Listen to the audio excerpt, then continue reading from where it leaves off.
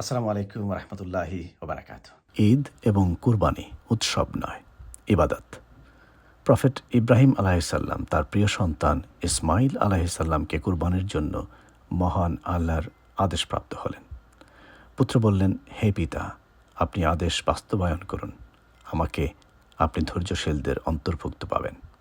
সেই থেকে আমার আপনার আজকের এই কুরবানি। কুরবানির পশু ক্রয় থেকে শুরু করে গোশত বিতরণ এবং ভক্ষণের প্রতিটি স্টেপস হোক একমাত্র মহান রবের সন্তুষ্টির জন্য। কুরবানি ত্যাগ, আনুগত্য ও আত্মসমর্পণের এক মহান ইবাদত। ঈদ ও কুরবানিকে শুধু সামাজিক রীতি বা ভোগের উপলক্ষ বানালে এর প্রকৃত শিক্ষা হারিয়ে যায়। কুরবানির পশু নির্বাচন থেকে শুরু করে লালন পালন, ক্রয়, জবাই, গোশত বিতরণ এবং নিজে ভক্ষণ প্রতিটি ধাপই হওয়া উচিত একমাত্র মহান আল্লাহর সন্তুষ্টির উদ্দেশ্যে। সেখানে যেন না থাকে লোক দেখানো, অহংকার, প্রতিযোগিতা কিংবা অপচয়, বরং থাকুক তাকওয়া, আন্তরিকতা, সহমর্মিতা ও আল্লাহ ভীতি। কোরবানির মাধ্যমে আমরা স্মরণ করি আমাদের ধন সম্পদ, প্রিয় বস্তু, এমনকি জীবনও মহান আল্লাহর দান।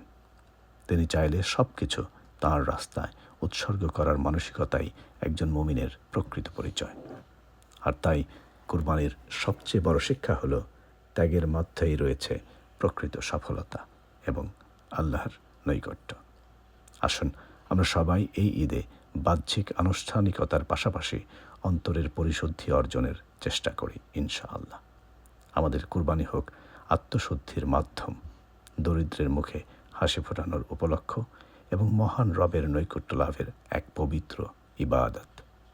মহান আল্লাহ রাব্বুল আলামিন আমাদের সকলের কুরবানি কবুল করুন, আমিন। আল্লাহু আকবার, আল্লাহু আকবার, আল্লাহু আকবার, লা ইলাহা ইল্লাল্লাহ, আল্লাহু আকবার, আল্লাহ